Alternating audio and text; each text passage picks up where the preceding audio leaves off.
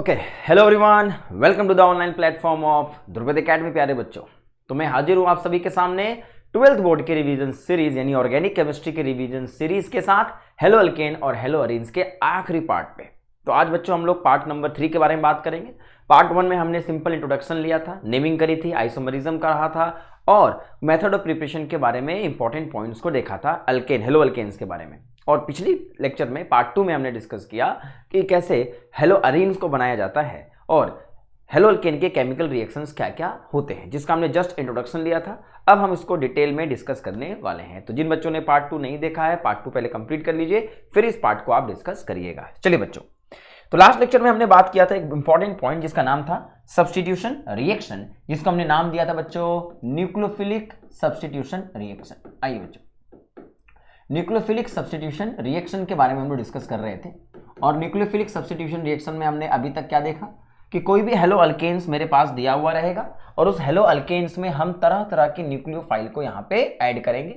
और जब ये न्यूक्लियोफाइल इनमें ऐड होते हैं तो ये हमारे क्लोरीन हेलोजन पार्ट को यहाँ से रिमूव कर देते हैं, हटा देते हैं और उसकी जगह पे ये अपनी जगह बना लेते हैं, जिससे हम लोगों ने मेनली एक हेलो अल्केन को अल्कोहल में चेंज किया था एक्वस NaOH को डाल करके, और एक हेलो अल्केन को हमने नाइट्राइल में चेंज किया था KCN को डाल करके, जहाँ CN- एक न्यूक्लियोफाइल था जो C से अटैक करता था।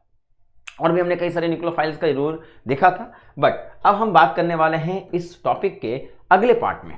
तो प्रोडक्ट बनाना हमने समझ लिया सर, लेकिन अब ये हमें समझना होता है कि ये जो सब्स्टिट्यूशन होती है मॉलिक्यूल में किस तरीके से होती है। तो हम इसको कहते हैं मैकेनिज्म ऑफ सब्स्टिट्यूशन रिएक्शन। चलिए, आपको ये क्लास में अच्छे से ऑफलाइन क्लासेस में करवाया जा चुका है मैकेनिज्म ऑफ सब्स्टिट्यूशन रिएक्शन, यानी ये जो रिएक्शन है वो कैसे कैसे आगे बढ़ती है, एक एक स्टेप को अगर हमें डील करना हो तो कैसे डील किया जाता है बच्चों। तो मैं कहता हूं कि ये जो सब्स्टिट्यूशन है ये दो रास्ते से होकर गुजरती है, यानी बॉन्ड टूट करके नया बॉन्ड बनना ये दो तरीके से हो सकता है, जिसको इसलिए हम नाम देते हैं। पहला इसका नाम दिया जाता है बच्चों, मैकेनिज्म को बोला जाता है एसेंट टू मैकेनिज्म। चलिए फटाफट इसको एक बार रिकैप करिए, क्या पढ़ाया था मैंने आप सभी को। एसेंट टू मैकेनिज्म हम लोग डिस्कस कर रहे थे, और एसेंट टू मैकेनिज्म में हमने क्या डिस्कस किया था कि सर यहाँ पे क्या होता है, जो हमारा कार्बन है टेट्राहेड्रल कार्बन के ऊपर में जो हमारा लिविंग ग्रुप है लाइक क्लोरीन, ब्रोमीन, आयोडीन, और यहाँ पे बहुत सारे ग्रुप मान के चलिए लगे हुए हैं। तो हमें ये कहा जाता है कि जब हम लोग यहाँ पे ग्रुप लगा देते हैं R1 H यहाँ ग्रुप मान के चलिए मैंने लगा दिया है, 1 डिग्री हेलो अल्केन को मैंने यूज किया है, और इसमें हम लोगों ने डाला है OH-। तो OH- का रोल क्या होता है बच्चों, जब ये रिएक्शन सब्स्टिट्यूशन रिएक्शन SN2 के रास्ते से जाती है तो ये बात हमें समझनी होती है कि यहाँ पे जो अटैक है वो बैक साइड अटैक होता है। किस पे? उस कार्बन पे जहाँ पे क्लोरीन लगे हुए हैं। क्योंकि ये कार्बन जो होता है बच्चों, क्योंकि हेलोजन एटम जो होते हैं बेसिकली ये डेल्टा नेगेटिव होते हैं और कार्बन डेल्टा पॉजिटिव होता है इलेक्ट्रोनेगेटिविटी डिफरेंस की वजह से। तो आपने ये कहा कि सर ये पॉजिटिव चार्ज की वजह से ही यहाँ जो OH- ग्रुप लगे हुए हैं, ये OH- ग्रुप इनके ऊपर क्या कर पाते हैं, अटैक कर पाते हैं। तो यहाँ पे ये इसके ऊपर में डायरेक्टली अटैक करता है, और जब डायरेक्टली अटैक कर रहा होता है तो याद यहाँ इंपॉर्टेंट बात ये होती है कि इनका जो हिंड्रेंस है, इनकी जो क्राउडिंग है वो इसकी स्पीड को गवर्न करती है ना भाई, कि अगर ये बहुत ज्यादा क्राउडिंग होगा तो OH- का अटैक स्लो होगा, और अगर ये कार्बन पे लोग छोटे छोटे लोग लगे होंगे तो यहाँ अटैक बहुत फास्ट होता है। तो ये स्पीड की बात होती है। तो फिलहाल जब हम इस रिएक्शन को आगे बढ़ाते हैं, SN2 मैकेनिज्म की सबसे खासियत क्या होती है बच्चों, इनको अगर हम डील कर रहे हैं तो यहाँ पे जो हमारा लिविंग ग्रुप है वो हमारा टूट रहा होता है, और जो हमारा न्यूक्लियोफाइल है वो हमारा यहाँ पे बॉन्ड बना रहा होता है। तो क्लोरीन यहाँ से बॉन्ड को ब्रेक करते हुए चले जाते हैं, है कि नहीं, और यहाँ पे जो OH- है वो इसके साथ क्या होता है, बॉन्ड बनाना शुरू कर देता है, जिससे एक 5 कोऑर्डिनेटेड सिस्टम का सवाल बन जाता है। हमने इसी को कौन सा स्टेट बोला था बच्चों, ट्रांजिशन स्टेट कहा था, बोला था कि नहीं बोला था बच्चों, this is the transition state. और हमने डिस्कस किया कि जब यहाँ पे पूरी तरीके से बॉन्ड बन जाएंगे तो यहाँ पे जो हमारा ग्रुप है, जैसे ये हाइड्रोजन 2 लगे हुए थे, ये जो हमारा R1 लगा हुआ है, और यहाँ पे एक नया बॉन्ड बनेगा जो कि कौन सा होगा, OH होगा, है कि नहीं, और Cl- यहाँ से लेफ्ट हो जाएगा। तो ये मैकेनिज्म को हम लोग क्या बोलते थे, SN2 मैकेनिज्म। और इसके बारे में हमने क्या इंपॉर्टेंट बात करी थी कि यहाँ पे क्या होता है, ये कंसर्टेड मैकेनिज्म होते हैं। कंसर्टेड मैकेनिज्म मैंने बोला था ना बच्चों, कंसर्टेड मैकेनिज्म का मतलब यहाँ पे बॉन्ड का जो ब्रेकिंग है बॉन्ड का टूटना और बॉन्ड का बनना दोनों क्या होते हैं, सिंगल स्टेप में होते हैं। तो मैंने बताया यहाँ पे बॉन्ड फॉर्मिंग और क्या बच्चों, bond breaking, bond forming and bond breaking जो होंगे in the same step, in single step में होता है। तो मेन इंपॉर्टेंट बात इसकी यही है कि यहाँ पे जो बॉन्ड का फॉर्मेशन है और बॉन्ड का ब्रेकिंग है वो सिंगल स्टेप में होता है, इसलिए इसको क्या बोला जाता है, कंसर्टेड मैकेनिज्म। यहाँ कोई इंटरमीडिएट इन्वॉल्व नहीं होता, ये हमने पढ़ा था कि नहीं पढ़ा था, नो इंटरमीडिएट इन्वॉल्व, यहाँ पे कोई भी इंटरमीडिएट इन्वॉल्व नहीं होता। कटायन, अनायन, रेडिकल, कार्बन जैसे कोई इंटरमीडिएट यहाँ पे फॉर्म नहीं होते।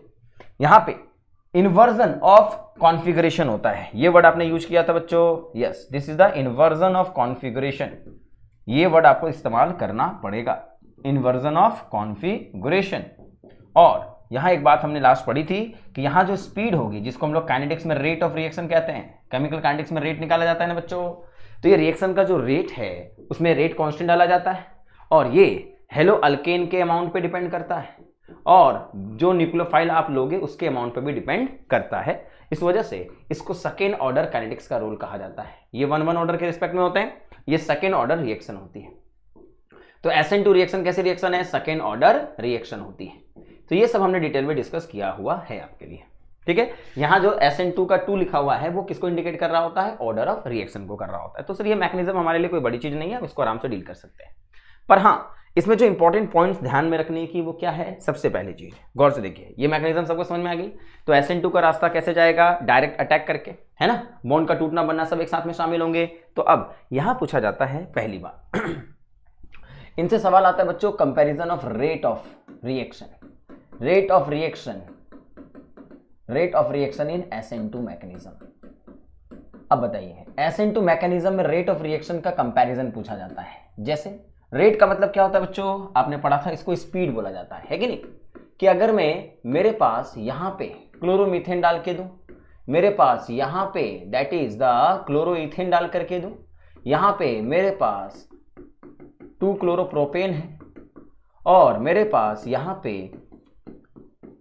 2 मिथाइल प्रोपेन है, और अगर मैं आपसे कहूं कि यहां पे मैंने सब में क्या डाला है, एक्वस NOH को डाला है, तो बताइए कहां पे SN2 के रास्ते से ये आगे बढ़ने वाले होंगे, और स्पीड बताइए कि कौन सबसे फास्ट जाएगा और कौन सबसे स्लो जाएगा। तो बच्चों क्या हमने कंपैरिजन किया था, मैंने कहा था कि जैसे ही ये कार्बन की बात की जाएगी और अगर इस कार्बन पे आप बताइए क्या है, क्लोरीन, 3 हाइड्रोजन जुड़े हुए हैं और एक क्लोरीन जुड़ा हुआ है, तो यहां जो OH- अटैक करने जाएगा तो यहां सबसे कम स्टेरिक हिंड्रेंस होगा, है कि नहीं, क्या लिखोगे, सबसे लेस स्टेरिक हिंड्रेंस होता है बच्चों यहाँ पे, और सबसे लेस स्टेरिक हिंड्रेंस की होने की वजह से इसको हिंड्रेंस को हम लोग क्या बोलते हैं, क्राउडिंग बोलते हैं।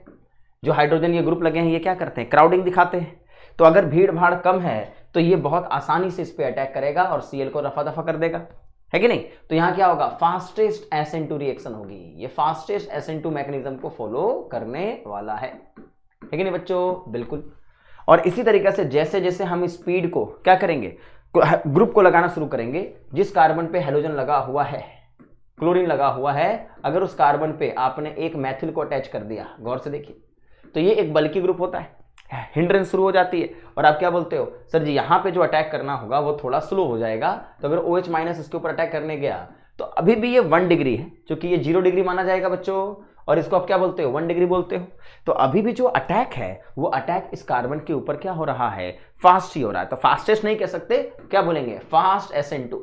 तो 1 डिग्री में भी फास्ट SN2 रिएक्शन होती है, लेकिन जैसे ये 2 डिग्री पे आता है, आप बताइए अगर यहाँ पे 2 डिग्री हेलो अल्केन आ गया, और 2 डिग्री का मतलब क्या होगा, सभी लोग बताइए कि सर यहाँ पे हमारे पास 2 अल्काइल ग्रुप जुड़ गए हैं, और इस वजह से ये हिंड्रेंस क्या होगा, थोड़ा बढ़ गया, जिसको स्टेरिक हिंड्रेंस हम लोग कह रहे थे बच्चों। और जो OH- का अटैक है वो OH- का अटैक इसके ऊपर क्या हो जाएगा, थोड़ा स्लो होना शुरू हो जाएगा। तो यहां रेट क्या हो जाएगा, स्लो SN2 रेट।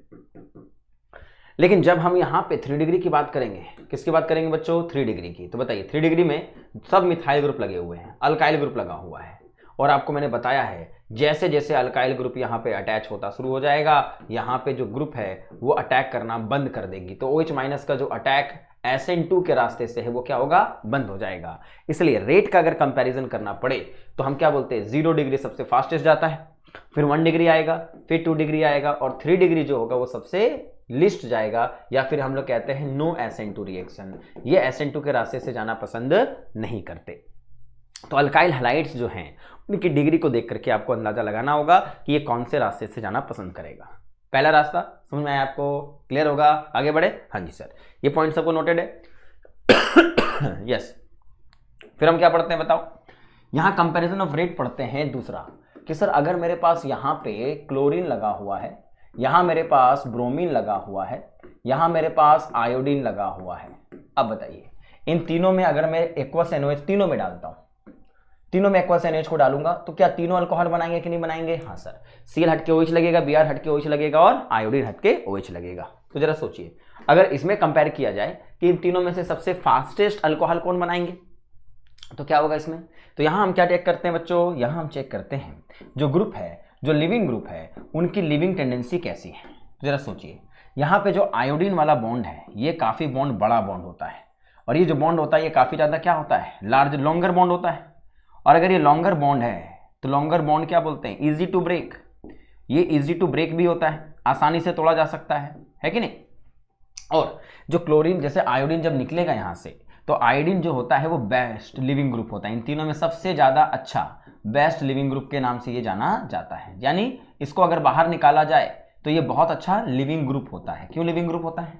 क्योंकि जो आयोडीन बाहर निकलेगा तो इस पे चार्ज क्या बनेगा, माइनस, और जो I माइनस होता है ये काफी ज्यादा स्टेबल अनायन होते हैं, कि अगर ये इलेक्ट्रॉन लेके निकल गए तो इसका इलेक्ट्रॉन बहुत ही ज्यादा स्टेबल रहता है, क्योंकि इसका साइज काफी बड़ा होता है। तो आयोडीन की बेटर लिविंग टेंडेंसी होने की वजह से, और उसके बाद जिसका जितना बड़ा साइज होगा हेलोजेंस का, उतना ज़्यादा वो अच्छा लिविंग ग्रुप होता है बच्चों। तो इसका मतलब अगर मैं यहाँ पे बात करूँ क्लोरीन की, इन तीनों में क्लोरीन का साइज जो होता है वो सबसे छोटा है, और इन तीनों में से इसका जो बॉन्ड बनेगा, इसका जो लिविंग टेंडेंसी है, इन तीनों में यहाँ पे इसका पुअर लिविंग टेंडेंसी माना जाता है, इन तीनों में कंपैरिजन किया जाए तो, है कि नहीं। क्योंकि जो यहाँ Cl माइनस है वो थोड़े कम स्टेबल होते हैं, लेस स्टेबल होते हैं एज कंपेयर टू ये I माइनस और Br माइनस। तो जब भी मेरे पास कभी SN2 का सवाल आए और वहाँ तीनों अलग अलग ग्रुप लगे हुए हों, तो याद रखिए जो हमारा हाइलो अल्केन में आयोडीन लगा है, जो हमारा हाइलो अल्केन में ब्रोमीन लगा है, और जब हमारा हाइलो अल्केन में क्लोरीन लगा है, फास्टेस्ट रेट किसका होगा, आयोडो का। समझ गए मेरी बात को। तो रेट ऑफ रिएक्शन को कंपेयर करना आप सभी को अच्छे से आना चाहिए। हाँ जी हाँ बच्चों, वेट करिएगा 2 मिनट।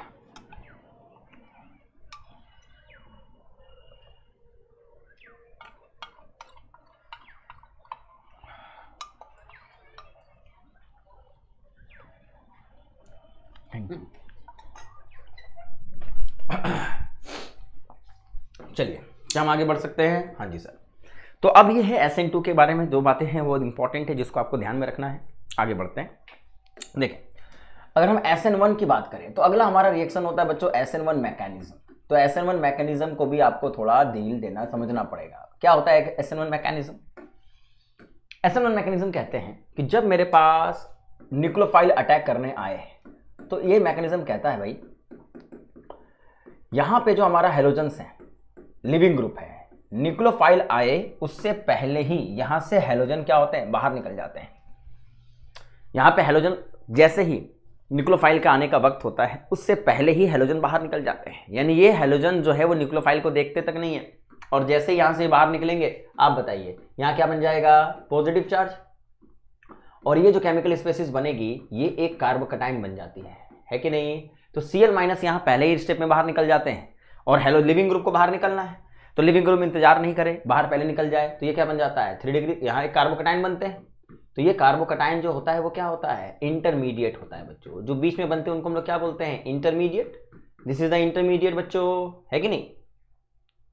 ये हमारा इंटरमीडिएट फॉर्म कर लेता है, और ये जो कार्बोकैटायन है अगले स्टेप में जो भी न्यूक्लियोफाइल यहाँ पे होगा, जैसे पानी अगर न्यूक्लियोफाइल है यहाँ पे, OH माइनस अगर न्यूक्लियोफाइल है यहाँ पे, तो वो इसके ऊपर में क्या करते हैं, अटैक मार देते हैं। तो प्लस चार्ज पे क्या होता है, इलेक्ट्रॉन डेंसिटी नहीं होती, कम होती है, और वो इलेक्ट्रॉन डेफिशिएंट होता है। तो जब वो अटैक मार दे तो प्रोडक्ट क्या बनेगा, जल्दी से बताइए। हाँ सर, यहाँ हमारे पास alcohol as a product form हो जाता है। लिविंग ग्रुप आ गए हैं, लेकिन लिविंग ग्रुप चले गए, तो यहाँ पे आपको ध्यान रखना होगा, ये 2 स्टेप मैकेनिज्म होती है। तो मेनली यहाँ पे क्या होता है, ये मैकेनिज्म क्या है, this is the 2 step mechanism. Generally अगर मैं कहूँ तो ये 2 स्टेप मैकेनिज्म होगी। अगर 2 स्टेप मैकेनिज्म है तो इसमें क्या बोला जाता है बच्चों, यहाँ पे carbocation as a intermediate form होते हैं, है कि नहीं, carbocation as a intermediate form. ये बात आपको समझाई गई है। और गौर फरमाएंगे, यहाँ पे आपसे पूछा जाता है जो रेट है, रेट स्पीड है, वो केवल डिपेंड करती है किसके ऊपर में, हेलो अल्केन के ऊपर में। इसलिए इसका जो ऑर्डर होता है इसके क्या बोलते हैं हम लोग, फर्स्ट ऑर्डर रिएक्शन। तो SN1 कैसी रिएक्शन होती है बच्चों, फर्स्ट ऑर्डर रिएक्शन होता है। और यहाँ पे एक वर्ड हम लोग यूज करेंगे, इसमें रिटेंशन एंड इन्वर्जन दोनों होते हैं, इसलिए इसको बोला जाता है retention and inversion both takes place, दोनों यहां पे टेक्स प्लेस होते हैं, है कि नहीं। मतलब इसका क्या होता है बच्चों, इसको आपको थोड़ा ध्यान से एक बार सीख लेना है कि जिस फेज से लिविंग ग्रुप बाहर निकला, रिटेंशन, और इनका मतलब क्या होता है कि अगर ये क्लोरीन का फेज मान के राइट में दिया हुआ है, तो अगर हम निक्लोफाइल OH माइनस यहाँ मिथाइल ग्रुप लगा हुआ है, तो जैसे आप इसको OH माइनस अटैक करने के लिए भेजते हो तो Cl तो पहले निकल गया है, तो यहाँ पे क्या होता है, ये एक प्लेनर सिस्टम बन जाते हैं। क्या बन जाते हैं, प्लेनर, कार्बोकैटायन प्लेनर बनता है। तो जो अटैक है वो दोनों तरफ से हो सकता है, बैक साइड से भी हो सकता है, फ्रंट साइड से भी हो सकता है। इसलिए यहाँ पे क्या होता है, 2 बातें होती है, सुनिए ध्यान से। अगर बैक साइड से अटैक हुआ तो ग्रुप जहां पे हमारा Cl लगा था उसके बैक साइड से OH ग्रुप का अटैचमेंट हो जाएगा, और अगर जिस फेज से ये ग्रुप लगा हुआ है उसी तरफ से अटैक हुआ तो ये रिटेंशन। तो जिधर से अटैच हुआ अगर उधर ही ग्रुप लगता है तो इसको क्या बोलते हैं हम लोग, रिटेंशन। क्या बोलते हैं इसको, रिटेंशन। और जब बैक साइड से अटैचमेंट हो जाती है इसको क्या बोलते हैं हम लोग, इन्वर्जन। तो ये वर्ड आपको जनरली यूज करना पड़ता है। तो हमारा जो SN1 होता है इसमें दोनों बनते हैं, रिटेंशन और इन्वर्जन, दोनों आपको काउंट करने पड़ते हैं। क्लियर है मेरी बात। चलिए, तो ये है इसका इंट्रोडक्शन ऑफ SN1 मैकेनिज्म। तो जब हम लोग SN1 मैकेनिज्म को डील करते हैं तो अगला हमारे पास आता है कंपैरिजन, क्या चीज, रेट का। चलिए, अगर आपसे कोई पूछे what will be the comparison of rate, गौर से देखिएगा बच्चों, comparison of rate in SN1 mechanism. चलिए फटाफट देखते चलो बच्चों, रिकैप करते चलो।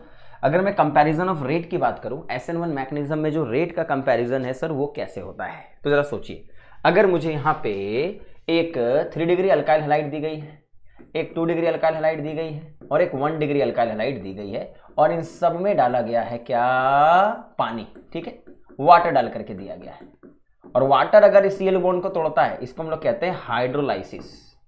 क्या बोलते हैं इसको बच्चों, हाइड्रोलाइसिस ऑफ हेलो अल्केन, ठीक है।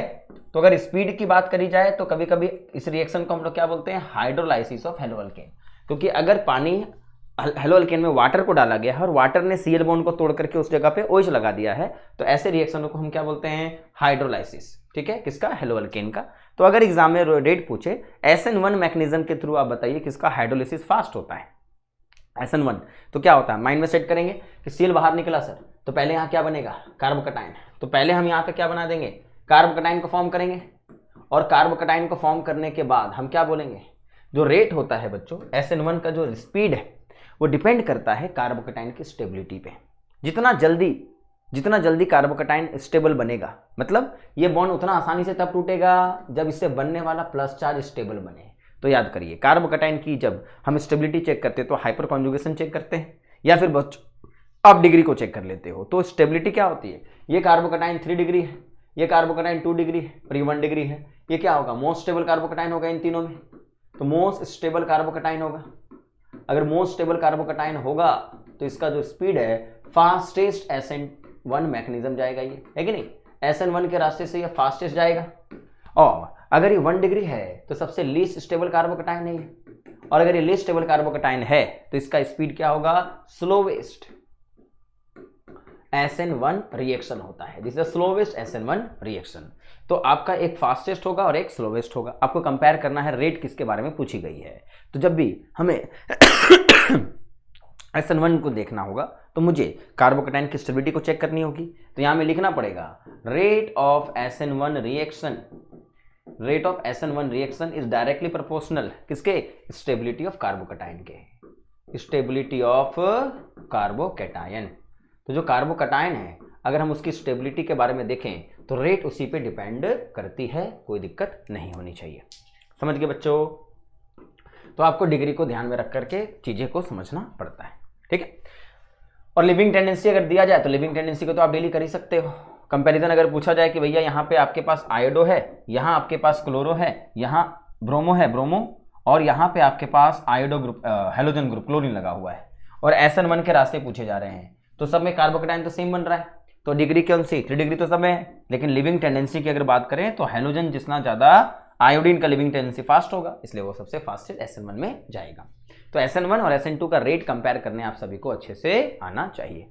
तो आपको पता चल गया होगा कि जो 3 डिग्री है वो SN1 के रास्ते से जाना पसंद करती है, और जो 1 डिग्री है वो जनरली SN2 के रास्ते जाना पसंद करती है, क्योंकि इसका रेट काफी स्लो हो जाता है इधर से। समझ गए? तो 2 स्टेप में आप प्रोडक्ट को बना सकते हो। तो पहला स्टेप में आप SN1 फॉलो SN2 देख रहे थे, अगले में आपने क्या देखा? SN1 reaction. कोई दिक्कत किसी को थोड़ी सी भी नहीं होनी चाहिए, आगे बढ़ा जा सकता है बच्चों? हाँ जी सर, पक्का। तो अब हम बात करते हैं, this is all about substitution reaction बच्चों। अब हम डिस्कस करते हैं एलिमिनेशन के बारे में। चलिए फटाफट जरा देखिए, ये सब आपके कॉपी में करा हुआ है, इसलिए आपको फटाफट रिकैप कर लेना है। एलिमिनेशन रिएक्शन, और एलिमिनेशन रिएक्शन में हम लोग क्या सीखते हैं बच्चों, बताओ जल्दी से। जी सर, एलिमिनेशन रिएक्शन का मतलब होता है कि जो हमारा हेलो अल्केन है, जो भी हमारा हेलो अल्केन है, जैसे मेरे पास एक सिंपल हेलो अल्केन दिया है CH2 CH2, और यहाँ पे मेरे पास एक Br है और एक यहाँ लगा है H। तो जब हम हेलो अल्केन में बेस को डालते हैं, और बेस हमने कौन सा यूज किया था याद करिए? अल्कोहलिक NaOH, ये बेस हमने यूज किया था। तो जब हम किसी सोडियम हाइड्रोक्साइड को अल्कोहल में डिसॉल्व करके रिएक्शन कराते हैं, और वही सोडियम हाइड्रोक्साइड को पानी में डिसॉल्व करके रिएक्शन कराते हैं, दोनों में फर्क होता है। ये पढ़ाया गया आप सभी को कि जब हम यहाँ पे इथेनॉल में, है कि नहीं, अगर इथेनॉल प्लस NaOH को अगर हम मिक्स कर देते हैं बच्चों, तो ये अल्कोहलिक NaOH के नाम से जाना जाता है। और बेसिकली यहाँ क्या होता है, यहाँ पे हमारे पास ये जो OH माइनस इस H को खा करके क्या बना देता है? CH3CH2 माइनस, और इसी को हम लोग क्या बोलते हैं? इथॉक्साइड आयन बोलते हैं कि नहीं बोलते, बताओ? This is the ethoxide ion. और ये जो इथॉक्साइड आयन होता है ये बेस होते हैं, और बेस का मतलब होता है जो प्रोटॉन एब्सेक्टर हो, जो प्रोटॉन एब्सेक्टर हो, है कि नहीं, जो प्रोटॉन एब्सेक्ट करे, एब्स्ट्रैक्ट करे, प्रोटॉन एब्स्ट्रैक्टर, प्रोटॉन को खींचने का काम करता हो। तो ये बात हम लोग जानते हैं। तो अल्कोहलिक NaOH को डालते ही क्या होता है बताओ बच्चों? यहाँ पे जो अल्कोहलिक NaOH में जो इथॉक्साइड आयन है, वो इथॉक्साइड आयन क्या करता है? इस H पे अटैक कर जाता है, और जैसे H पे अटैक करता है, यहाँ से इलेक्ट्रॉन बाहर निकल के Br भी बाहर निकल जाता है, तो दोनों हाइड्रोजन और हेलोजन ग्रुप बाहर निकल जाते हैं, जिसकी वजह से यहाँ दोनों ग्रुप का लेफ्ट होने की वजह से इस कार्बन कार्बन के बीच में क्या बन जाता है? Double bond. तो इस रिएक्शन में क्या हो रहा है? एक जगह हाइड्रोजन बाहर निकल रही है, एक जगह हेलोजन। तो हम इसको एक और नाम देते हैं, इसको बोलते हैं डिहाइड्रोहेलोजिनेशन। क्या बोलते हैं बच्चों? डिहाइड्रोहेलोजिनेशन। यानी जब हमारे में से कोई ग्रुप बाहर निकलता है तो उसके नाम के आगे हम क्या लगा देते हैं? डी। जैसे पानी बाहर निकलते तो हम इसको डिहाइड्रेशन कहते हैं, वैसे अगर हाइड्रोजन और हेलोजन बाहर निकले तो हम इसको क्या बोलते हैं? डिहाइड्रोहेलोजिनेशन। किसका हो रहा है? हेलो अल्केन का। उससे क्या बन रही है? अल्कीन बन रही है। लेकिन बच्चों, तो हमने इसमें एक बार डिस्कस किया था कि सर जी जब मेरे पास यहाँ पे हेलो अल्केन अगर मेरे पास दिए जाएं, जैसे ये हेलो अल्केन आपके सामने दिया गया था, कोई प्रॉब्लम थी नहीं। यहाँ पे आपके पास अगर कोई Br लगा के गिवन है और यहाँ कोई कह दे अल्कोहलिक NaOH को डाला जाए, तो आप तुरंत क्या करते हो बताओ जल्दी से? ये रिएजेंट को देखते ही दिल क्या कहता है कि सर ये जो हेलोजन है इसके जस्ट बगल वाले कार्बन पे जो हाइड्रोजन है, इन दोनों को यहाँ से बाहर निकाल दे, और यहाँ जो प्रोडक्ट बना दे वो क्या बना दें? अल्कीन। तो method of preparation of alkene ही होता है ये। तो हेलो अल्केन से अल्कीन बनाने के लिए आप अल्कोहलिक NaOH का इस्तेमाल करते हो, है कि नहीं बच्चों? जरा बताइए, आपने ये सारी चीजें पढ़ी हुई हैं कि अगर मेरे पास यहाँ Br लगा दिया गया सर, 1 ब्रोमो 1 2 3 4 5, या फिर 1 ब्रोमो ब्यूटेन है, सामने अगर अल्कोहलिक NaOH को डाला गया है, तो आप क्या करते हो? यहाँ से H और यहाँ से Br को दोनों को बाहर निकालते हो, और यहाँ क्या बना देते हो? अल्कीन बना देते हो। अगर मेरे पास यहाँ पे अगर कोई Br ग्रुप लगा करके गिवन है, अल्कोहलिक NaOH को डाला गया है, तो डायरेक्टली हम लोग क्या बोलेंगे? सर Br है और बगल वाले H को बाहर निकाल देंगे, और यहाँ क्या बना देंगे? अल्कीन बना देंगे। तो यहाँ अगर हम देखें बच्चों, तो यहाँ मेरे पास केवल पड़ोसी में हेलोजन के केवल एक ही कार्बन मौजूद है, और यहीं पे हाइड्रोजन मौजूद है। तो यहाँ क्या बन रहे थे? सिंगल अल्कीन फॉर्म हो रही थी। लेकिन आपने पढ़ा है कि अगर मेरे पास यहाँ पे दोनों तरफ अगर हाइड्रोजन हो तो क्या होगा? कई बार समझ में आ गई सभी को? ये सब हमने पढ़ा हुआ है कि नहीं पढ़ा हुआ है बच्चों? Yes sir. फटाफट रिकैप करिए, आगे बढ़े। चलिए अगर हम आगे की ओर बढ़ रहे हैं तो इसमें लेवल 2 को मैंने पढ़ाया था आपको। हमने कहा था कि सर जी अगर मेरे पास Br लगा है और जरा सोचिए यहाँ पे आपने अल्कोहलिक NOH को डाल दिया है। क्या डाल दिया है? अल्कोहलिक NOH को। तो आपने क्या पढ़ा था बताओ सभी लोग कि जी सर ये बगल वाले जो कार्बन है यहाँ भी 2 तरीके के कार्बन है तो 2 तरीके के हाइड्रोजन भी अवेलेबल है कि नहीं? और अगर 2 तरीके के हाइड्रोजन अवेलेबल हैं तो फिर क्या होगा? फिर क्या होगा सर जी? यहाँ पे 2 तरीके की अल्कीन फॉर्म होगी कि नहीं? हाँ सर, यहाँ पे एक अल्कीन राइट वाले एच को बाहर निकालने से होगी और एक बार जो अल्कीन बनेगी वो लेफ्ट वाले एच को बाहर निकालने से बनेगी। तो ये दोनों अल्कीन जो बनेगी ये यहाँ पे मिक्सचर ऑफ अल्कीन्स फॉर्म होंगी। फिर एग्जामिनर क्या पूछेगा? बताओ कौन ज़्यादा बनेगा और कौन कम बनेगा। तो बच्चों मैंने आपको बताया था कि जिस अल्कीन के पास जितना ज़्यादा कार्बन अटैच्ड होते हैं, सब्स्टिट्यूटेड ज़्यादा कार्बन है अल्कीन में, जितना कार्बन अटैच्ड होगा उस अल्कीन वाले बॉन्डों पे और उसके पास अल्फा हाइड्रोजन जितने ज़्यादा होंगे। याद करिए क्या हमने अल्फा हाइड्रोजन काउंट करना सिखाया था आपको? तो जिस अल्कीन के पास जितना ज़्यादा अल्फा हाइड्रोजन होते हैं वो उतना ज़्यादा स्टेबल होता है कि नहीं? तो ये जो अल्कीन है ये मोर स्टेबल अल्कीन होती है और ये जो है ये क्या है? लेस स्टेबल है। तो बच्चों जो मोर स्टेबल अल्कीन होती है इसका जो प्रोडक्ट बनाने की एबिलिटी होती है इसका अमाउंट क्या होता है? मेजर। और जो लेस स्टेबल अल्कीन होती है उसका अमाउंट क्या होता है? माइनर। समझे कि नहीं समझे? तो कैसे हमने स्टेबिलिटी चेक करते हैं अल्कीन का? तो 2 तरीके से। एक रूल है सेट-जेफ रूल।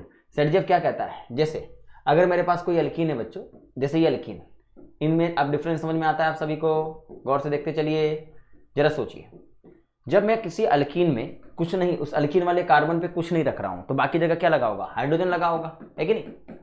लेकिन जैसे मैंने हाइड्रोजन को हटाया और इसकी जगह क्या लगा दिया? मिथाइल को लगा दिया, तो इसको बोलते हैं हम लोग सब्स्टिट्यूटेड अल्कीन्स, बोलते हैं ना।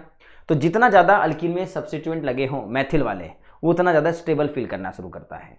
तो अगर यहाँ पे 1 सब्स्टिट्यूएंट लगा है, ये क्या लगा है? 2 सब्स्टिट्यूएंट लगा है, ये क्या लगा है? 3 सब्स्टिट्यूएंट लगा है, यहाँ क्या लगा है? 4 सब्स्टिट्यूएंट लगे हैं। इसका मतलब ये अल्कीन सबसे क्या होगी? मोस्ट स्टेबल अल्कीन होगी। तो जितना ज़्यादा आप किसी भी अल्कीन में सब्स्टिट्यूएंट को अटैच करते हो यानी कार्बन चेन को बढ़ाते जाते हो उतना ज़्यादा स्टेबल फील करता है। तो यहाँ देख लीजिए 2 कार्बन चेन यहाँ लगे हैं, यहाँ केवल इस कार्बन अल्कीन में 1 कार्बन चेन लगा है, तो इसको बोलते हैं हम लोग मोर सब्स्टिट्यूटेड अल्कीन, है कि नहीं? मोर सब्स्टिट्यूटेड अल्कीन। इन दोनों में क्या होगा? ये मोर सब्स्टिट्यूटेड होगा। मोर सब्स्टिट्यूटेड का मतलब इसमें हाइड्रोजन की जगह पे 2 अल्काइल ग्रुप लगे हुए हैं और ये स्टेबल बनता है। तो आपको ये ध्यान रखना है जिस कार्बन अल्कीन में ज़्यादा कार्बन चेन बने हो वो ज़्यादा स्टेबल होगा। जरा सोचिए अगर मैं यहीं पे आपको अगला क्वेश्चन दूं और आपसे कहूं कि भाई एक बात बताओ, मेरे पास यहाँ पे एक ब्रोमीन को लगा करके दिया हुआ है और यहाँ मेरे को अल्कोहलिक NOH डाल करके गिवन है। आप बताइए क्या हम इस बात को समझेंगे कि ये अल्कीन बनाने जा रहा है? और अगर अल्कीन बनाने जाएगा तो कहाँ कितने प्रोडक्ट बनेंगे? तो सर इसके बगल में एक हाइड्रोजन यहाँ है, एक हाइड्रोजन यहाँ पे है, तो अगर लेफ्ट वाले हाइड्रोजन को बाहर निकाला अल्कीन ये बनेगी, राइट वाले हाइड्रोजन को बाहर निकाला अल्कीन ये बनेगी। अब बताइए इन दोनों में से ज़्यादा मेजर कौन बनेगा? तो आपने देखा कि सर ये जो कार्बन है इसमें 1 2 3 सब्स्टिट्यूएंट लगे हैं, मोर सब्स्टिट्यूटेड है। यहाँ पे जरा गौर फरमाइए ये एक ही सब्स्टिट्यूएंट लगा है तो ये क्या होगा? मेजर बनेगा, है कि नहीं बच्चों? और ये जो अल्कीन बनेगी वो क्या बनेगी? माइनर बनेगी। क्या मेरी बात आप समझ पा रहे हो? पक्का समझ पा रहे हो बच्चों, है ना? तो हमें एलिमिनेशन करते वक्त ध्यान ये रखना है कि उस अल्कीन में कितने ज़्यादा ग्रुप लगे हुए। जैसे मैंने Br लगा दिया और सामने अल्कोहलिक NOH को लिख दिया है, और आप बताइए अगर अल्कोहलिक NOH को रख दिया तो आप सभी को पता है जैसे अल्कोहलिक NOH को डाला गया सर ये एलिमिनेशन होगा। अगर एलिमिनेशन होगा तो Br के जस्ट पड़ोसी वाले कार्बन के पास जो हाइड्रोजन है ये बाहर निकलेंगे। 2 कार्बन है तो दोनों से अगर हाइड्रोजन को बाहर निकाला जाए बच्चों तो बताइए यहाँ पे H बाहर निकलेगा, Br लगा, अल्कीन फॉर्म हो गई। यहाँ बताइए यहाँ पे अगर H को बाहर निकाला जाए तो अल्कीन ये फॉर्म होगी। अब बताइए इन दोनों में से ज़्यादा स्टेबल अल्कीन कौन सी है? तो इस अल्कीन वाले कार्बन के पास जाइए, पूछिए भाई तेरे पास कितने कार्बन चेन लगे हैं? 1 2 3। यहाँ कितने लगे हैं? 1 और 1 2, है कि नहीं बच्चों? और यहाँ कितने लगे जल्दी बताओ? 1 ये लगा है, 1 ये लगा है, 1 ये लगा है। तो ये मोर सब्स्टिट्यूटेड है तो ये क्या रहेगा? मेजर रहेगा, और ये क्या रहेगा? माइनर रहेगा। समझ गए मेरे बच्चों ध्यान से इस बात को? और जो अल्कीन ज़्यादा स्टेबल अल्कीन बनाती है वो स्पीड भी फास्ट दिखाती है। तो ये हमारा जो एलिमिनेशन है इसे हम लोग E2 एलिमिनेशन भी कहते हैं। क्या रिएक्शन कहते हैं इसको? E2 elimination reaction. इसका दूसरा नाम क्या है? E2 elimination reaction. ठीक है, तो पहला इसका इंट्रोडक्शन सबको समझ में आ गया कि सर हमारे हेलो अल्केन को अगर अल्कीन में चेंज करना हो तो ये काम किया जा सकता है। चलिए ये हुआ इसका सबसे पहला टाइप। लेकिन अगर एग्जाम में सवाल आपसे पूछे जाते हैं तो चलिए आगे बढ़ा जाए। यस बच्चों, अगर मुझसे कन्वर्जन पूछा जाए तो बोला जाएगा हाउ डू यू कन्वर्ट। गौर से देखिएगा, हाउ डू यू कन्वर्ट। अगर सवाल आसान हुआ तो आपसे कहेगा पहला एन प्रोपाइल ब्रोमाइड आपको दिया हुआ है, एन प्रोपाइल ब्रोमाइड आपको गिवन है और इसको कन्वर्ट करना है किसमें, प्रोपीन में। तो क्या हम एन प्रोपाइल ब्रोमाइड को प्रोपीन में चेंज कर सकते हैं? तो पहले आपको एन प्रोपाइल ब्रोमाइड का स्ट्रक्चर बनाना पड़ेगा। एन प्रोपाइल ब्रोमाइड किसको कहते हैं? प्रोपाइल मतलब 3 कार्बन, और एन का मतलब होता है बच्चों पहले वाले पोजीशन पे क्या लगा हो, Br लगा हो, और मुझे इसको किसमें चेंज करना है, डबल बॉन्ड में।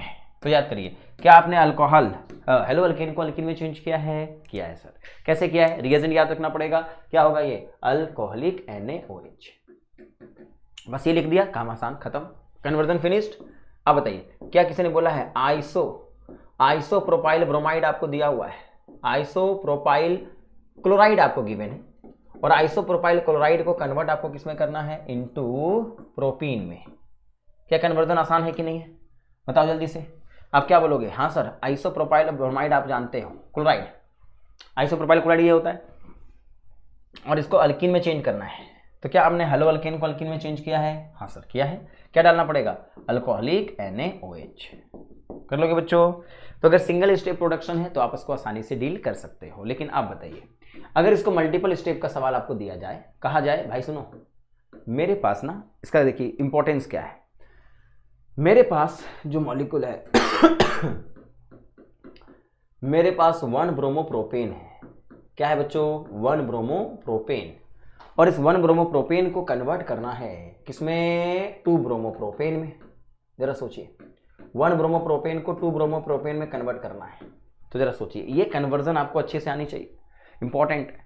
तो मुझसे कहा गया है भाई 1 ब्रोमोप्रोपेन दो, 1 ब्रोमोप्रोपेन का मतलब हुआ फर्स्ट पोजीशन पे ब्रोमीन लगी हुई है, चेंज किसमें करना है, 2 पे। तो आपने ऐसा कोई रिएक्शन पढ़ा है जिससे एक पे Br को हटा के दूसरे पे Br लगा दिया जाए? नहीं पढ़ा ना, डायरेक्ट तो आपने नहीं पढ़ा। तो फिर आपको क्या करना होगा, ऐसे में 2 स्टेप्स करने पड़ेंगे। पहले Br को 1 से हटाना होगा, और हटाने के लिए एलिमिनेशन करना होगा। तो पहले हम क्या करेंगे, इस Br को हटाएंगे। कैसे हटाएंगे बच्चों? अल्कोहलिक NaOH को डाल करके। बोलो, अगर आपने अल्कोहलिक NaOH को डाल दिया तो HBr यहाँ से हटेगा और क्या बन जाएगा, अल्कीन। अब अल्कीन से आपने हेलो अल्कीन बनाना सीखा है, मेथड ऑफ प्रिपरेशन आपको याद होना चाहिए। क्या हमने अल्कीन को हेलो अल्कीन में चेंज किया है? हाँ सर किया है। क्या होगा बताइए, यहाँ क्या डालना पड़ेगा, नॉर्मली HBr को डाल देंगे तो मार्कोनिकोव रूल के अकॉर्डिंग 2 पे ब्रोमो आपका अटैच हो जाएगा। सिंपल है। लेकिन अगर यही सवाल आपसे दूसरा पूछा जाता, कहा जाता भाई सुनो, यहाँ क्या करो 2 ब्रोमोप्रोपेन है। क्या है बच्चों? 2 ब्रोमोप्रोपेन है, और 2 ब्रोमोप्रोपेन को कन्वर्ट कर दो किसमें, जल्दी से बताओ। 2 ब्रोमोप्रोपेन को कन्वर्ट कर दो 1 ब्रोमोप्रोपेन में। आइए 1 ब्रोमोप्रोपेन में कन्वर्ट करना है। क्या कन्वर्ट किया जा सकता है, जल्दी बताइए। हाँ सर, पहले बताइए, पहले मुझे क्या करना पड़ेगा, यहाँ पे 1 पे 2 पे ब्रोमो लगा है, सेकेंड पे ब्रोमीन है सर, और मुझे इसको चेंज करके किस पे बनाना है, 1 पे। क्या ये कन्वर्ट किया जा सकता है? पहले स्टेप में नहीं होगा, आप सभी को इसमें स्टेप्स को चेंज करना पड़ेगा। तो पहले स्टेप में क्या करोगे, जल्दी बताओ। We have a Br group, और यहाँ हमें अल्कोहलिक NaOH को डालना पड़ा। क्यों डालना पड़ा? कोई बोलने थोड़ी आएगा एग्जाम में, आपको यहाँ अल्कीन बनानी पड़ी क्योंकि आपको Br को हटाना है। और अब बताइए, अगर फर्स्ट पोजीशन पे Br को लगाना है तो फिर क्या डालोगे, HBr H2O2, और अगर ये डाल दिया तो 1 पे क्या लग जाएगा बच्चों, Br। समझ गए? तो ये हमारा प्रोडक्ट बनाने की एबिलिटी आनी चाहिए। तो अगर मुझे किसी ग्रुप को हटाना है और उसकी जगह दूसरे ग्रुप को लगाना है तो आपको ये पता होना चाहिए। क्लियर है बच्चों? कोई समस्या किसी को थोड़ी सी भी नहीं होनी चाहिए? हाँ भाई, हाँ इसमें एक सवाल और कर लीजिए, फटाफट इसको नोट डाउन करिए, स्क्रीनशॉट लीजिए, जो करना है कर लीजिए फटाफट जल्दी से बच्चों। ये इंपॉर्टेंट कन्वर्जन है जो आपको याद होना चाहिए। जैसे अगर किसी ने बोला भैया मेरे पास 1 ब्रोमो है प्रोपेन का, और 1 ब्रोमो प्रोपेन से मुझे चेंज कर देना है इसको किसमें, प्रोपेन 2 अल में। बताइए 2 पे अल्कोहल बनाना है, हेलो अल्केन टू अल्कोहल की जर्नी पता करनी है। क्या करना होगा सर, एक बात बताइए, मेरे पास 1 पे ब्रोमो है, बिल्कुल है सर, चेंज किस पे करना है इसको, 2 पे अल्कोहल। यहाँ मेरे पास 1 पे ब्रोमो लगा है और मुझे इसको कन्वर्ट करना है 2 पे अल्कोहल। डेफिनेटली एक Br को हटाना है, OH को लगाना है, पर उसी जगह नहीं हटाना है। अगर Br जहाँ था उसी जगह NaOH को आपको OH लगाना होता तो NaOH को डाल देते, लेकिन अब हमें यहाँ से किसी दूसरे जगह पे लेके जाना है तो पहले Br को हटाना पड़ेगा। जरा सोचिए, क्या हम Br को हटाना जानते हैं? दिमाग कहेगा हाँ सर जानते हैं। यहाँ मेरे पास अल्कोहलिक NaOH को डाला गया है, और जरा सोचिए अल्कोहलिक NaOH को डालोगे तो Br यहाँ से हटेगा, क्या बनाएगा, अल्कीन। और एक बार अल्कीन बन गई तो फिर आपको सोचना होगा सर अल्कीन से अल्कोहल कैसे बनाया जाता है। तो आगे का चैप्टर भी आपको क्लियर होना चाहिए। अल्कीन टू अल्कोहल जानते हैं, अगर पहले पे अल्कोहल बनाना होता तो हम क्या डालते, हाइड्रोबोरेशन ऑक्सीडेशन, और अगर सेकेंड पे अल्कोहल बनाना है तो क्या डाला जाता है, H2H+, हाइड्रेशन की जाती है। क्या सबको पता है बच्चों ये बात? याद कर लो, ये बात इंपॉर्टेंट है जो उसको नोट करते चलो। 2 पे अल्कोहल बनाना है तो इसका इस्तेमाल करना पड़ेगा। क्लियर होगा? चलिए लास्ट, अगर किसी ने कह दिया होता भैया मेरे पास ना 2 ब्रोमो प्रोपेन है और 2 ब्रोमो प्रोपेन को कन्वर्ट करना है किसमें, इनटू प्रोपेन 1 ऑल में। आइए, ये इंपॉर्टेंट कन्वर्जन है बच्चों, 2 स्टेप्स कन्वर्जन जो आपके दिए इंपॉर्टेंट है। तो जरा सोचिए, 2 ब्रोमो प्रोपेन आपको दिया गया है, 2 ब्रोमो प्रोपेन मतलब सेकेंड पे Br लगा के गिवन है और इसे चेंज करना है किस पे, 1 पे अल्कोहल लगाना है। तो जरा सोचिए, डायरेक्ट तो आप प्रोडक्ट नहीं बना सकते, तो पहले आपको Br को यहाँ से क्या करना होगा, रफू चक्कर हटाना पड़ेगा और अल्कोहलिक एनोज का इस्तेमाल करना पड़ेगा ना बच्चों। हाँ सर, अल्कोहलिक एनोज डालोगे तो क्या बन जाएगा, ये अल्कीन। ठीक है, और अल्कीन बनने के बाद अब दिमाग यही कहेगा सर 1 पे अल्कोहल कैसे बनाते हैं, तो आपका दिमाग तुरंत जाना चाहिए कि सर यहाँ हम लोग हाइड्रोबोरेशन ऑक्सीडेशन करते हैं, जिसमें क्या होता है, पहले स्टेप में हम लोग बोरिन को डालते हैं, याद है सभी को, और दूसरे स्टेप में क्या डालते हैं, H2O2OH-। तो एलिमिनेशन के ये इंपॉर्टेंट क्वेश्चन है जिसको आपको ध्यान में रखना पड़ेगा बच्चों। कर लोगे ये काम पक्का? चलिए, this is the all about the elimination reaction. इतनी बातें लास्ट मोमेंट में आपको याद रखनी चाहिए। चलिए हम आगे की ओर बढ़ रहे हैं। अब हमारा अगला सवाल है जिसको कहा जाता है रिएक्शन विद मेटल। किसके साथ रिएक्शन करानी है, रिएक्शंस विद मेटल, यानी मेटल के साथ आपको रिएक्शन करानी है। तो याद करिए बच्चों, पहला हमारा जो मेटल होगा, तो पहला रिएक्शन होगा जिसमें हम सोडियम मेटल को यूज करेंगे। तो रिएक्शन विद सोडियम मेटल, अगर सोडियम मेटल का इस्तेमाल हो रहा है तो रिएक्शन सोडियम मेटल के साथ आपको करनी चाहिए। क्लियर है? तो अगर सोडियम मेटल के साथ अगर आप रिएक्शन करवा रहे हो तो क्या होता है, याद करिए। तो जरा सोचिए, आपको पढ़ाया गया है बच्चों, अगर मैं क्लोरोमीथेन लूं और यहाँ सोडियम को डालूं, पर सोडियम को डालने में क्या यूज किया जाता है, ड्राई ईथर। याद है आप सभी को? बिल्कुल याद होना चाहिए। तो सोडियम को ड्राई ईथर में रखा जाता है और इसी रिएक्शन को हम लोग एक नाम दिया करते थे, इसको बोलते थे हम लोग वुर्ज रिएक्शन। याद है सभी को? हाँ, ये कहानी किसकी है, वुर्ज रिएक्शन की है। तो जरा सोचिए, अगर आपने हेलो अल्केन को आपने सोडियम ईथर के साथ ट्रीट कर दिया तो यहाँ से क्या लगता है, मैकेनिज्म क्या होती थी, 2 हेलो अल्केन आपस में सामने आते थे, है कि नहीं, और यहाँ से ये दोनों क्लोरीन बाहर निकलते थे, कार्बन कार्बन का बॉन्ड फॉर्म होता था। तो डायरेक्ट क्या होता था, एक की जगह 2 अल्केन कार्बन चेन आ जाते थे, जितने कार्बन से डबल हो जाता था कार्बन, रिएक्टेंट में 1 है, प्रोडक्ट में डबल हो जाते थे, है ना। यही कहानी थी। किसको बोलते थे, इसको वुर्ज रिएक्शन कहते थे। तो जरा सोचो, अगर मेरे पास ब्रोमो इथेन है और अगर ब्रोमो इथेन में अगर आपने यहाँ पे सोडियम ड्राई ईथर को डाल दिया, तो सोडियम ड्राई ईथर का काम क्या था, तुरंत यहाँ से Br हटेगा, इधर से 2 कार्बन और जुड़ जाएंगे और ये क्या बन जाएगा, 2 कार्बन ऑलरेडी था सर, 2 कार्बन और आ जाएगा, है कि नहीं। ये सब पढ़ाया गया था कि नहीं पढ़ाया गया था बच्चों। इससे जो प्रोडक्ट बनेगा वो क्या बनेगा, ब्यूटेन। ये था बच्चों जिसमें हम लोग लीनियरली जोड़ते थे कि अगर मेरे पास सर जी एक बात बताइए, 4 कार्बन का ब्रोमो है और अगर यहाँ सोडियम ड्राई ईथर को डाल दिया तो डायरेक्टली हम लोग बोल देते थे कि सर जी यहाँ पे अगर मुझे 4 कार्बन का हेलो अल्केन है और उसको डबल वाले कार्बन के अल्केन से रिप्लेस करना है, डबल, जितने कार्बन से डबल बना दो तो वुर्ज रिएक्शन आपको करनी पड़ेगी। तो 4 कार्बन थे तो प्रोडक्ट कितने कार्बन का बनेगा, 8 कार्बन का। लेकिन ये तब था बच्चों जब 1 पे हेलोजन लगे हुए हैं, पहले वाले कार्बन पे हेलोजन लगे तो बड़ा आसान था। लेकिन जब बताइए, अगर इसी को हमने कहा कि सर जी अगर दूसरे वाले कार्बन पे हेलोजन लग गए तो क्या करेंगे, अगर मिडिल वाले कार्बन पे कोई हेलोजन लगा है और हमने उसमें सोडियम ड्राई ईथर को डाल दिया है, तो बताइए ऐसे रिएक्शन को हम कैसे डील करने वाले थे, बताओ सभी लोग। तो सर ऐसे रिएक्शनों में क्या होता था, याद करिए सभी लोग, कि सर जहां से कार्बन चेन हटेगा वहीं पे हमारा कार्बन ब्रोमीन हटेगा, वहीं पे कार्बन कार्बन का बॉन्ड बनेगा। तो ये हमारा जो कार्बन है यहाँ पे वी हैव अ ब्रोमीन, और बताइए अगर मैंने यहाँ सोडियम को डाला तो फिर यहाँ पे Br हटेगा, यहाँ से Br हटेगा, है कि नहीं। और ये जो 3 कार्बन आप देख रहे हो, इसी 3 कार्बन के बिल्कुल नीचे की तरफ एक कार्बन चेन और आएगा और आपको यहाँ क्या करना होगा, सिंगल बॉन्ड का फॉर्मेशन करना होगा। समझ गए। तो अल्टीमेटली आपको यहाँ जो प्रोडक्ट मिलेगा वो ब्रांच अल्केन्स फॉर्म मिलेंगे। तो लीनियर ये बनाएंगे, ब्रांच ये बनाएंगे। समझ गए। तो ये 11 में भी हमने पढ़ा हुआ था, तो ये बात आपको ध्यान में रखनी पड़ेगी। आगे बढ़ा जाए बच्चों। हाँ जी सर। चलिए, जो सेकेंड रिएक्शन था वो किसका था बच्चों?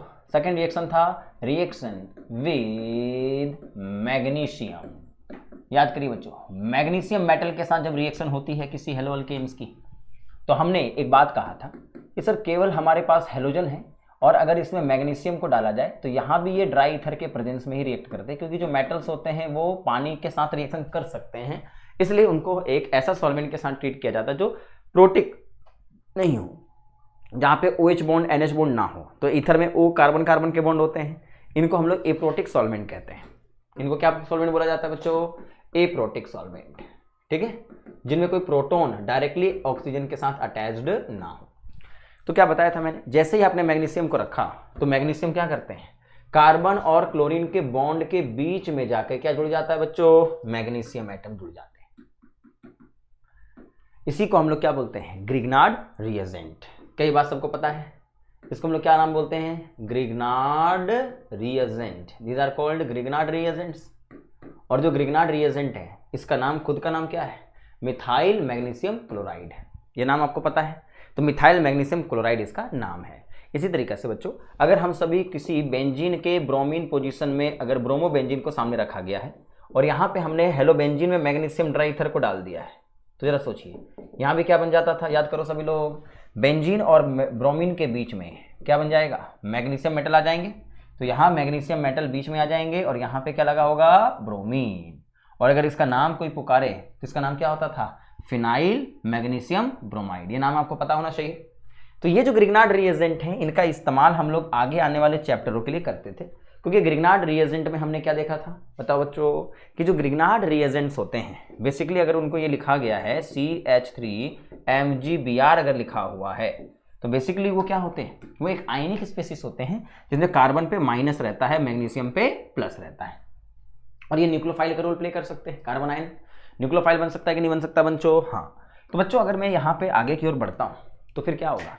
तो सर अगर मैंने इसको गलती से प्रोटिक सॉल्वेंट पानी में डाल दिया, किसमें डाल दिया? पानी में। तो अगर ये गलती से पानी में डल गया तो क्या होता है? ये तुरंत ये माइनस चार्ज, ये पानी में जो H+ होता है, क्योंकि पानी में प्रोटॉन होता है कि नहीं होता? ऑक्सीजन प्रोटॉन H में डिफरेंस होता है इलेक्ट्रोनेगेटिव, तो OH पे चार्ज क्या होता है? प्लस। तो ये तुरंत ये माइनस इस प्लस पे अटैक कर जाता है, और अगर अटैक कर गया तो फिर बताओ बच्चों यहाँ क्या होगा? ये CH3 ग्रुप और यहाँ जो है वो H यहाँ पे अटैच हो जाएगा और बाकी Mg के साथ क्या लग जाएगा? OH। तो यहाँ मैग्नीशियम के साथ ऑलरेडी Br लगा हुआ था, अब क्या लगा होगा? OH। तो ये जो प्रोडक्ट निकला है ये क्या बन गया? एक मीथेन बन गया, है कि नहीं? This is the methane. और मीथेन क्या है? हाइड्रोकार्बन है कि नहीं है? हाँ। तो एग्जाम में आपसे पूछा जा सकता है कि अगर मैंने किसी ग्रिग्नार्ड रिएजेंट में पानी डाल दिया तो बताओ वो कौन से हाइड्रोकार्बन में कन्वर्ट हो जाएगा? तो आपको ये चेक करना है, जहां पे कार्बन मैग्नीशियम का बॉन्ड है उसको तोड़ करके उस जगह पे हाइड्रोजन चिपका देना है। जैसे अगर यही सवाल मेरे पास फिनाइल मैग्नीशियम ब्रोमाइड का होता और गलती से मैंने यहाँ पानी डाल दिया होता तो आप क्या करते? क्या प्रोडक्ट बनता? क्लास में कराया गया है सभी को। तो सर ये ग्रिग्नार्ड यहाँ से Mg को हटाएगा और पानी का H को लेकर के क्या बन जाएगा? बेंजीन में कन्वर्ट हो जाएगा। समझ गए? तो ये रिएक्शन आपकी किसकी है? Reaction with metal. तो आपको बोला जाता है कि भाई ग्रिग्नार्ड के समय एनहाइड्रस कंडीशन यूज करना चाहिए, ठीक है? यूज एनहाइड्रस कंडीशन, यही बोला जाता है बच्चों। क्यों बोला जाता है एनहाइड्रस कंडीशन? एनहाइड्रस का मतलब होता है जहां पानी ना हो, क्योंकि ग्रिग्नार्ड पानी के साथ रिएक्ट करके हाइड्रोकार्बन बना देता है, रिएक्शन कर जाता है, इसलिए एनहाइड्रस कंडीशन होना जरूरी है। तो ये क्या हमें केमिकल रिएक्शन समझ में आ गई, सब्स्टिट्यूशन समझ में आ गया, एलिमिनेशन समझ में आ गया और reaction with metal. Important point को लास्ट मोमेंट में आपको ध्यान में रख लेना है। आगे बढ़ा जाए बच्चों? हाँ जी सर। चलिए अब हम आगे की ओर बढ़ते हैं। अगला सवाल आपके सामने ये रहता है अब हम बात करेंगे बच्चों केमिकल रिएक्शन ऑफ हेलोबेंजीन। हेडिंग डालिए, लिखिए बच्चों, केमिकल रिएक्शन ऑफ हेलोबेंजीन। ठीक है, अब हेलोबेंजीन की केमिकल रिएक्शंस हम लोगों को पढ़नी है। तो हेलोबेंजीन का केमिकल रिएक्शन का मतलब कि हमारा जो रिएक्टेंट होगा वो कौन होगा? जल्दी से बताइए। हाँ सर, इस बार हमारा जो रिएक्टेंट है वो कोई हेलोबेंजीन होगा और इस हेलोबेंजीन में हम तरह तरह के क्या यूज करने वाले हैं? रिएजेंट्स का इस्तेमाल करने वाले हैं और वो मुझे इसको किसी प्रोडक्ट में कन्वर्ट कर देगा। तो सर हम ऐसा क्या करें? तो बेसिकली यहाँ पे बच्चों हेलो अल्केन्स के दो तरीके के रिएक्शंस होते हैं।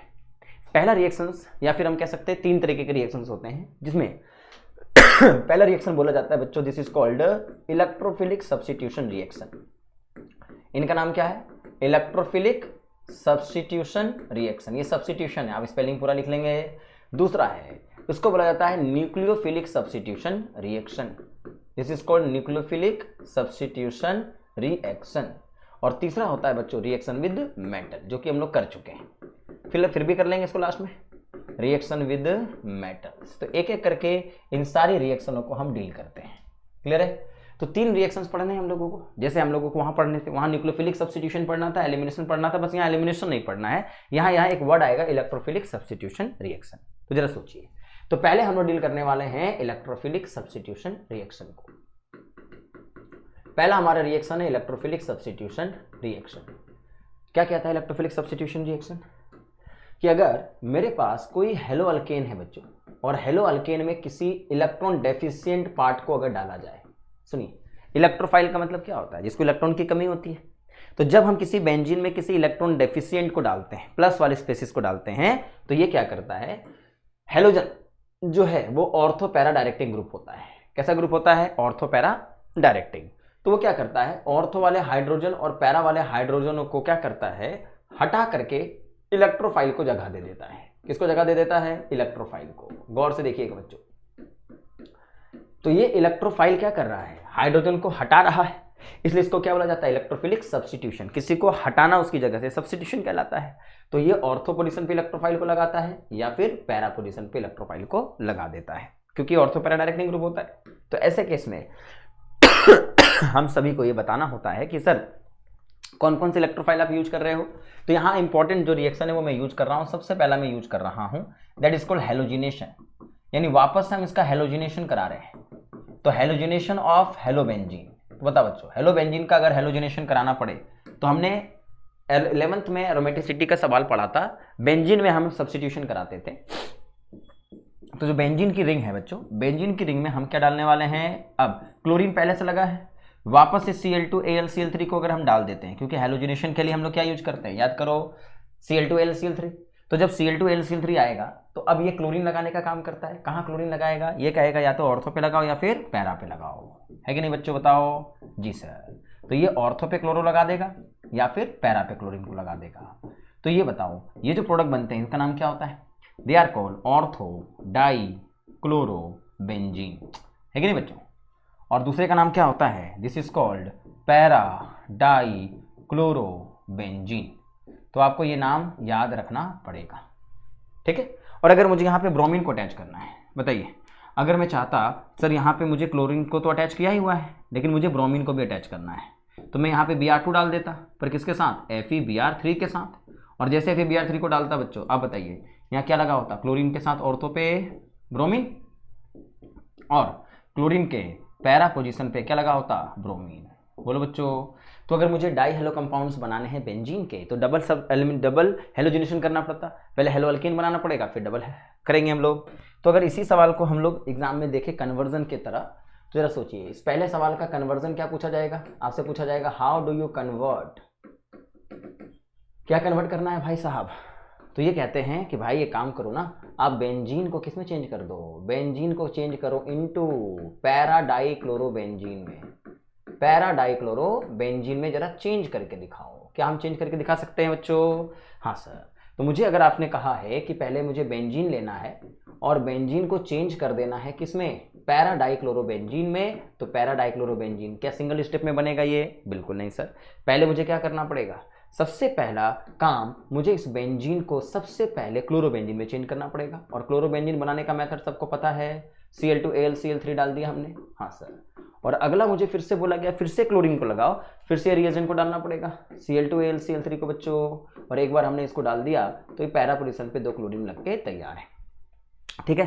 तो अगर मुझे ब्रोमो लगाना होता, एक बार क्लोरो लगा है और एक बार ब्रोमो लगा है, तो अगर बेंजीन से एक बार ये बनाना होता क्लोरोब्रोमो बेंजीन, तो क्या करते हैं? या तो पहले Cl2 का इस्तेमाल करते और फिर Br2 का इस्तेमाल कर देते, है कि नहीं। तो सेकंड नंबर आप खुद बना लोगे। अगर मुझे बेंजीन कहा जाए और बेंजीन से इसमें कन्वर्ट किसमें करना पड़े, that is called ortho bromo chlorobenzene. बोलो बच्चों, तो क्या हम ऑर्थो क्लोरो ब्रोमो बेंजीन को क्रिएट कर सकते हैं कि नहीं कर सकते हैं? बिल्कुल कर सकते हैं सर। समझ में आई मेरी बात? तो पहला रिएक्शन है हेलोजिनेशन ऑफ बेंजीन, जिसको आपको करने में कोई भी समस्या नहीं आनी चाहिए। नोट करिए बच्चों, पहले अच्छे से ध्यान से नोट कर लीजिए इसको।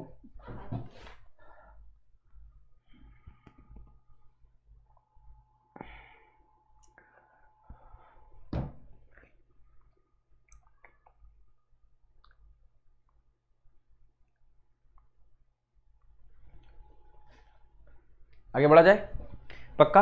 हाँ सर। तो जरा सोचिए, ये तो हमारा पहला रिएक्शन था। दूसरा हमारे पास क्या होता है, जैसे हम बेंजीन में अल्काइलेशन पढ़ते थे ना बच्चों, फ्रेडल क्राफ्ट अल्काइलेशन वगैरह पढ़ते थे कि नहीं? तो चलिए नोट डाउन करिए।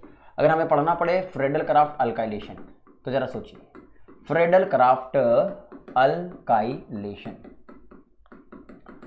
फटाफट देखो, अगर फ्रेडल क्राफ्ट अल्काइलेशन आपको पढ़ना पड़े तो क्या करना होगा, जल्दी से बताइए। अगर मेरे पास कोई हेलोजन दिया हुआ है और अल्काइलेशन कराना पड़ता है, तो यहाँ हम क्या यूज करते हैं, मेनली आप जो भी अल्काइल ग्रुप को अटैच करना होता है, मिथाइल को अटैच करना होता है, तो मिथाइल का अटैचमेंट, ब्यूटाइल का अटैचमेंट, प्रोपाइल का अटैचमेंट, ये सब क्या कहलाते हैं, अल्काइलेशन। और अल्काइलेशन करने के लिए आप वहाँ पे क्या यूज करते हो, अल्काइल हैलाइड या हेलो अल्कीन। और इसमें हम क्या यूज करते हैं, AlCl3 बच्चों, याद है सभी को?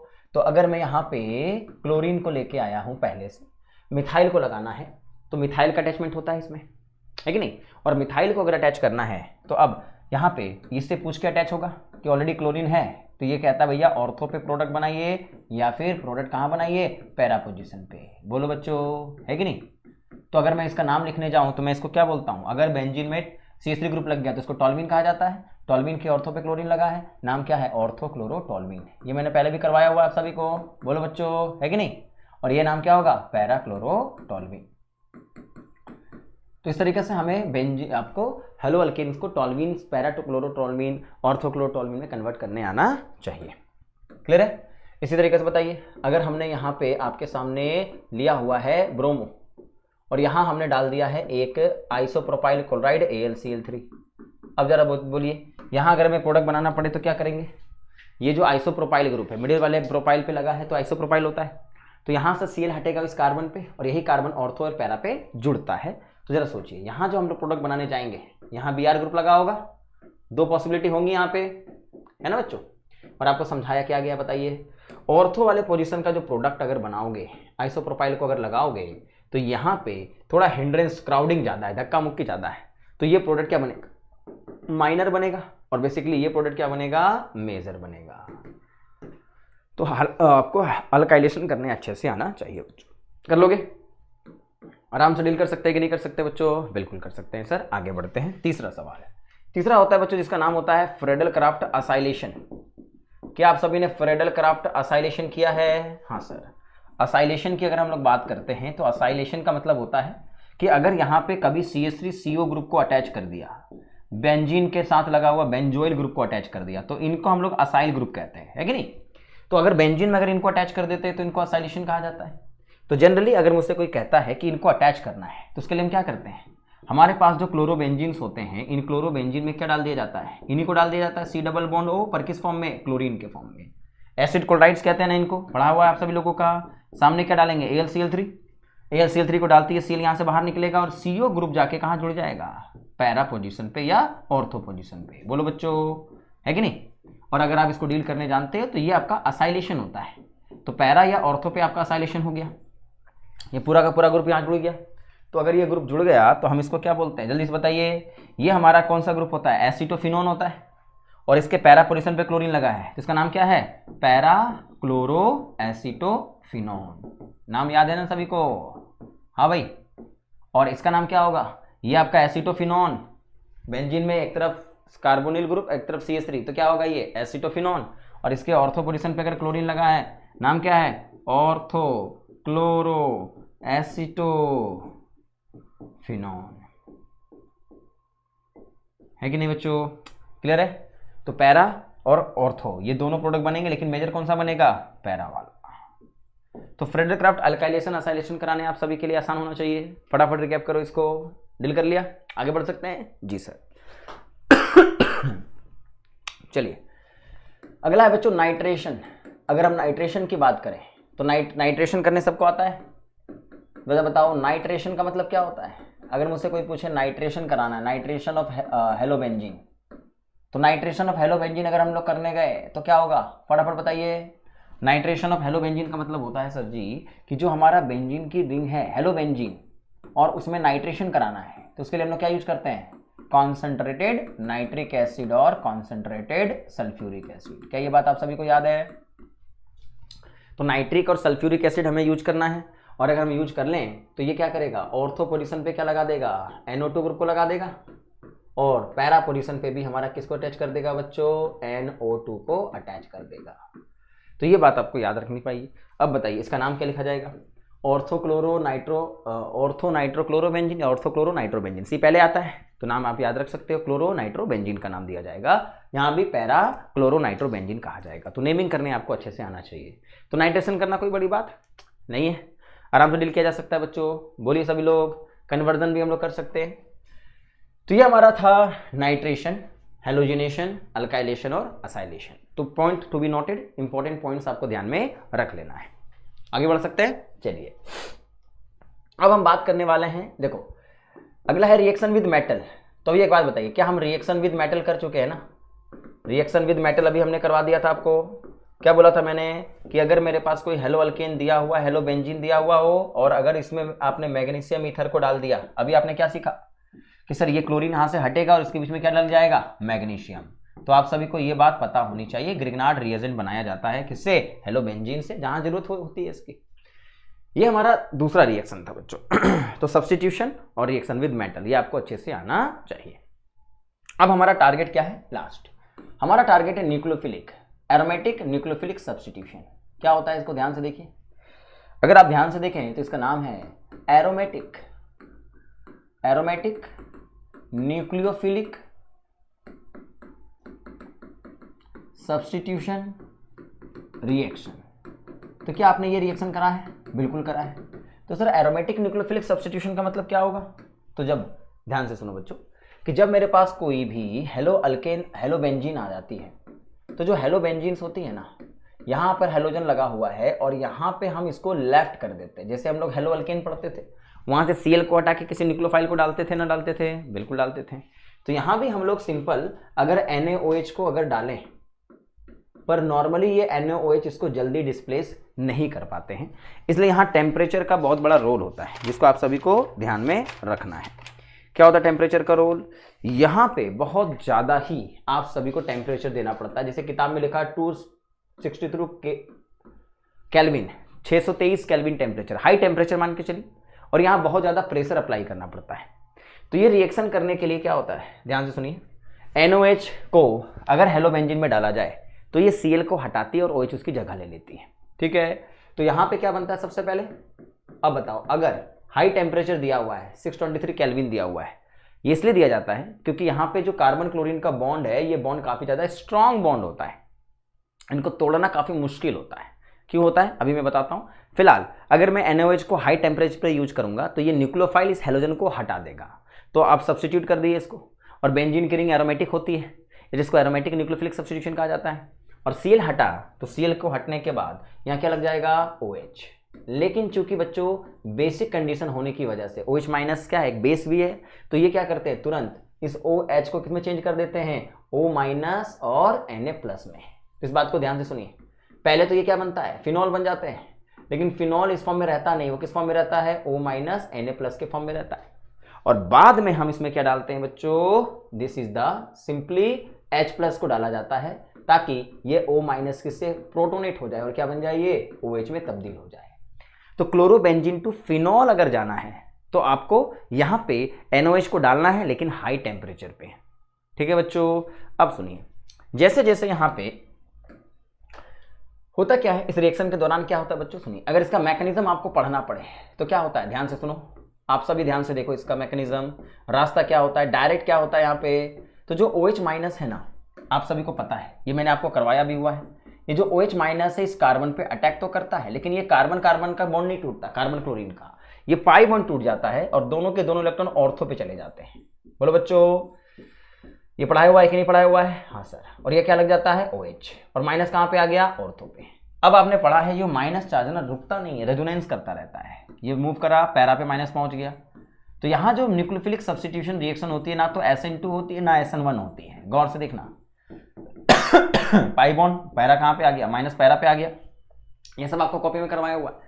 और ये जो माइनस चार्ज है, ये माइनस चार्ज वापस घूमता रहता है और घूम घूम के कहाँ चला जाता है, ऑर्थो पे चला जाता है।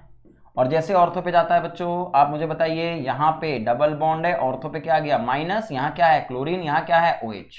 और आप बताइए बच्चों, ये जो OH है ये वापस आया और OH को यहाँ से लेफ्ट कर दिया, OH नहीं, हेलोजन को लेफ्ट कर देता है, क्योंकि OH से ज्यादा अच्छा लिविंग ग्रुप कौन होता है? हेलोजन। जैसे हेलोजन लेफ्ट होता है ये डबल बॉन्ड दोबारा से बन के तैयार। तो ये सारा कुछ मैंने आप सभी को सिखाया हुआ है।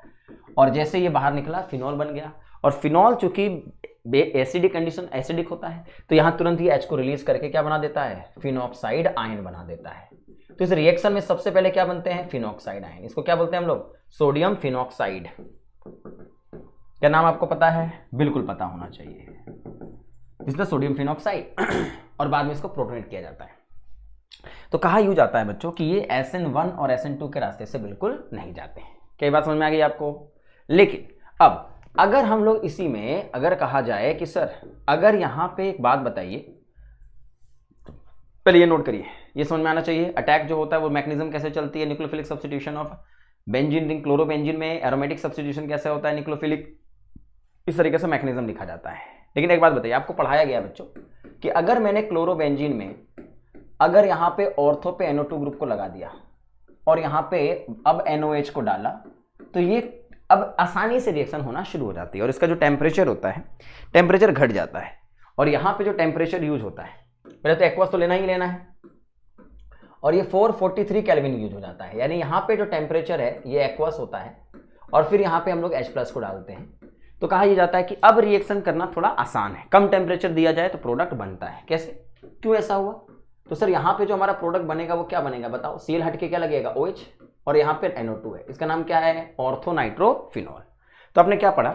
यहाँ रेट ऑफ रिएक्शन आपकी थोड़ी फास्ट हो जाती है, आसानी से होती है। रीजन, तो आप पढ़ते क्या हो? आप बोलते हो कि सर जी एक बात बताइए, अगर मेरे पास क्लोरो लगा है, सामने NO2 लगा है, और अगर यहाँ से OH- आया और अगर इसने इस कार्बन पे अटैक किया, बॉन्ड टूट के NO2 पे माइनस चार्ज आ गया। थोड़ा बड़ा स्ट्रक्चर बनाइएगा ताकि आपको स्ट्रक्चर दिखाने में कोई समस्या ना हो। ये Cl है और ये क्या है? OH है कि नहीं? और यहाँ पे NO2 लगा है, तो अगर जिस जगह पे NO2 लगा है अगर उसी पे माइनस चार्ज को बना दिया जाए तो ये NO2 क्या करता है? This minus charge will be stabilized by NO2 ion, NO2 group. ठीक है, तो हम क्या बोलते हैं? This is the carbon ion. Basically यहाँ कार्बन आयन बनते हैं। Carbon ion is stabilized by nitro group. NO2 group से ये क्या होता है? स्टेबलाइज्ड हो जाता है। और अगर स्टेबलाइज हो जाता है तो इस वजह से इसकी जो स्पीड है वो बढ़ जाती है और बाद में ये रेजोनेंस करता रहेगा। रेजोनेंस करने के बाद काफी सारे स्टेप्स होंगे, बताओ बच्चों, और लास्ट में ये माइनस इसको हटा देगा। जो आप स्टेप कर सकते हो आप खुद कर लेना, और प्रोडक्ट बन के क्या आ जाएगा? O- H और NO2 बच्चों। तो आपको ये बात समझ में आनी चाहिए कि ऑर्थो पे जो NO2 ग्रुप लगे हैं वहां पे स्टेबलाइजेशन काफी ज्यादा होता है। लेकिन यही बात आपसे कोई पूछे कि जब हम लोग यहाँ पे ऑर्थो पे अगर आप ग्रुप को लगाते हैं और अगर इसी ग्रुप को आप पैरा पोजीशन पे लगाते हो, अगर NO2 को पैरा पोजीशन पे लगाते हो और इसमें NOH को डालते हो, तो इसका जो स्पीड है इनके कंपैरिजन में थोड़ा स्लो रहता है। ये बहुत फास्ट होते हैं, रिएक्शन सील हटना आसान है। यहां जो रिएक्शन होती है थोड़ी स्लो हो जाती है। क्यों? क्योंकि सर यहां पे जब अटैक होगा तो जरा सोचिए, यहां जो OH- का अटैक होगा, जब ये OH- इस पे अटैक करने के लिए जाता है, तो अगर ये ऑर्थो पे है तो भैया यहाँ पे माइनस चार्ज स्टेबलाइज होता है। अटैक किया, बॉन्ड को तोड़ा आपने, पैरा चार्ज कहाँ बन गया? ये सब पढ़ाया हुआ है ना बच्चों, Cl है, ये OH है, ये माइनस आया, यहाँ आपके पास NO2 है। क्या माइनस चार्ज डायरेक्टली NO2 के बगल में बना है क्या? नहीं। और अगर ये रेजोनेंस करेगा तो माइनस चार्ज क्या होगा? बहुत इजीली पैरा पे चला जाएगा। और अगर पैरा पे चला गया बच्चों तो क्या अभी भी इसको माइनस चार्ज डायरेक्टली मिल पा रहा है क्या? नहीं सर। तो ये क्या होता है? NO2 group not directly stabilizes the carbon ion, है कि नहीं? तो ये कार्बन आयन को डायरेक्टली स्टेबलाइज नहीं कर पाते हैं और इस वजह से यहां पे इनका जो स्टेबिलिटी है वो क्या होता है बच्चों? कम हो जाता है। तो इसका रेट क्या हो जाएगा? स्लो हो जाएगा। अब यहां से वापस ये ग्रुप आएगा, रिएक्शन होगी और यहां पे क्या होगा? ये ग्रुप यहां से बाहर निकालेगा और यहां पे क्या लग जाएगा बच्चों बताओ? यहां OH लगेगा और यहां पे क्या लग जाएगा? NO2 ग्रुप का इस्तेमाल होना शुरू हो जाएगा। ठीक है, क्लियर है बच्चों? तो इसीलिए कहा जाता है कि यहां रेट काफी ज्यादा फास्ट है, यहां स्लो हो गई है। और बताइए क्या ये बात समझ गए? तो अब यहां पे अगर आप थोड़ा ध्यान से देखोगे तो क्या पता चलेगा? बताओ बच्चों, यहां पे कि अगर मेरे पास जो प्रोडक्ट है, बताओ यहां जो रिएक्शन है, अगर मैंने Cl के सामने 3 NO2 ग्रुप को लगा के रखा है, 2 NO2 को लगा के रखा है और यहां पे 3 NO2 ग्रुप को लगा के रखा है, बताओ कहां स्पीड फास्ट होगी?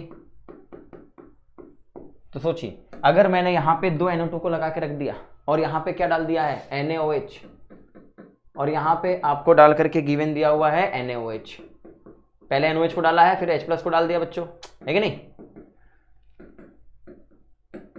पर यहां जो टेम्परेचर है, सेकेंड वाले पोजीशन पे टेम्परेचर 368 केल्विन होती है, ये लिखा हुआ है 368 केल्विन।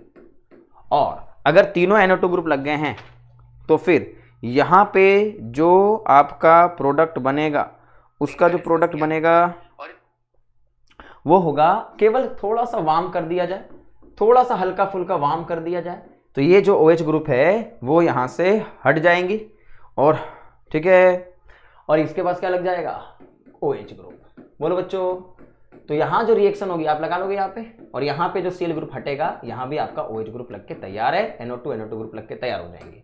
तो अगर आप इसको ध्यान से देखोगे तो इनमें जो क्या होगा, बहुत फास्टेस्ट रिएक्शन होती है, डालने के तुरंत बाद ही रिएक्शन हो जाती है, तो इसकी रेट सबसे ज्यादा स्पीड में जाती है। रीजन, क्योंकि जो NO2 ग्रुप लगे होते हैं वो माइनस चार्ज को क्या करते हैं, स्टेबलाइज करते हैं, तो NO2 माइनस को स्टेबलाइज करने का काम करना शुरू कर देते हैं। चलिए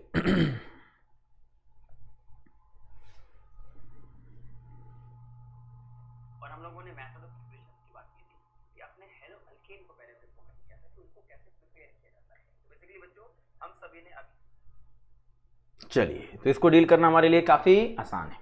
तो हेलो बेंजीन को और हेलो अरेन्स बनाना और उसका केमिकल रिएक्शन कराना आपको आना चाहिए। तो ये न्यूक्लियोफिलिक सब्स्टिट्यूशन रिएक्शंस का सवाल है जिसको आपको डील करने आना चाहिए बच्चों। कर लोगे डील? समझ गए?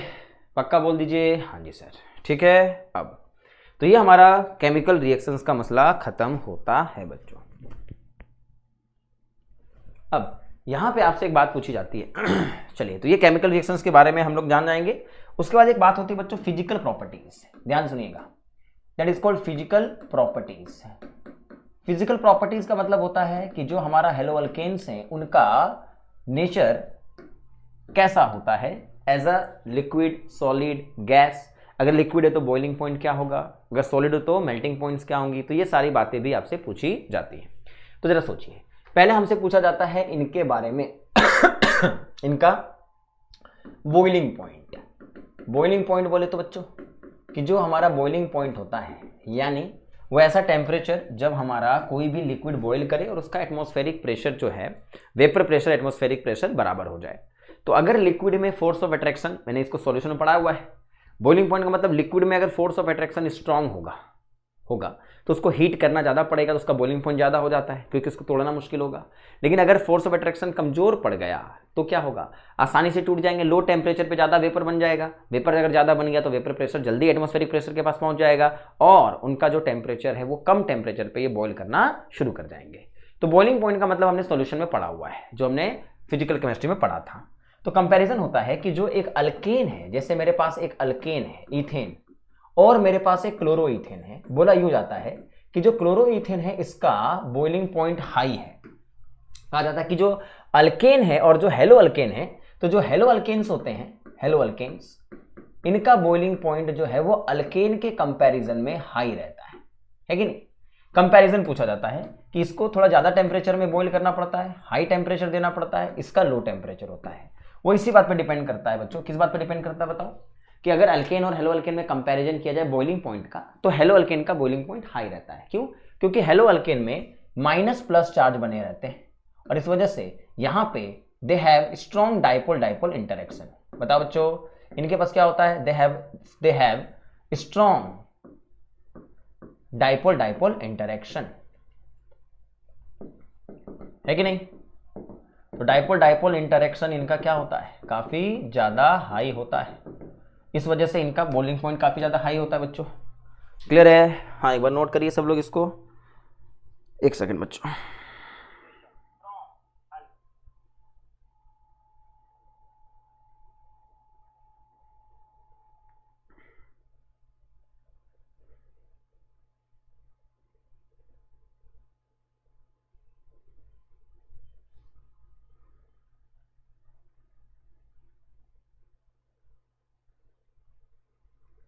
चलिए, और अल्केन में क्या होता है, इन्हीं में कोई डाइपोल मोमेंट तो होते नहीं है, तो इनमें क्या होता है, they have a low van der Waals force of attraction, they have low क्या बोलते हैं इसको, वैन डेर वाल्स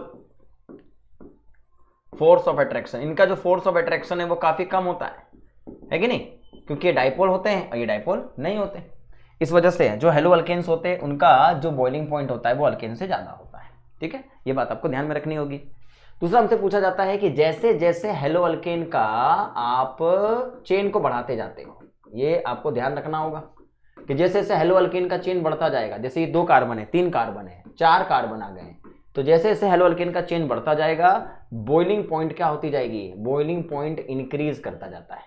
समझ गए, इंक्रीजेस मतलब जैसे जैसे मॉलिक्यूल भारी होता जाएगा, बड़ा होता जाएगा, तो इसका बॉइलिंग पॉइंट क्या होता जाता है, हाई होता जाता है। तो बॉइलिंग पॉइंट का कंपैरिजन एक एल्केन और हेलो अल्केन में किया जाता है, और दूसरा किया जाता है अपने हेलो अल्केन्स में। जब हेलो अल्केन्स की बात की जाएगी तो 2 कार्बन, 3 कार्बन, 4 कार्बन वाले हेलो अल्केन्स में कैसे आपको काउंट करना है वो पता होना चाहिए।